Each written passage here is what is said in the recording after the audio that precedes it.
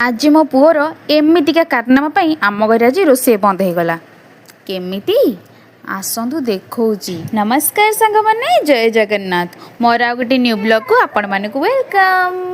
सकाळ गरम पानी रे महू टिके पकेकी पीदेली। सत कथा कहबा गले महू मते बिल्कुल भी भल लागेनी, खाली देह पई भल बोली टिके पीबा कथा।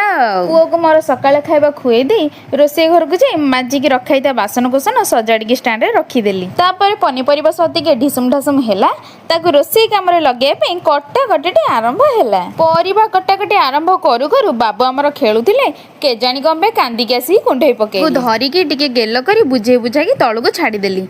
तले छाड़ू छाड़ू रागरे भात हांडीटा तले पकई देला गला सबू गला काम मोर आउ 2-3 घंटा बढ़ी गला। आजिकल छुआ मानकर एते राग सब कोठी आसुची के जानी भात को उठे पोछा पोछी करी सफा कला बेलकू एते लेट हे गला जे आउ रोसे करिया को मन हेलानी। सेथि पय जो पखाळ गंडे बळी जाईथिला ताकू बाढी के आनिली भरी ता सो सारू आलू चकटा छुई आलू भजा आ ता सो तो मिक्सचर डी लगे खाई देली। मो पुअर कारनामा तो आपण माने देखिले कोन आपण को पिला माने एम्ति करछथि की कहिबे। वीडियो टी भल लागिथिले लाइक सब्सक्राइब कर देबे। रहिली जय जगन्नाथ।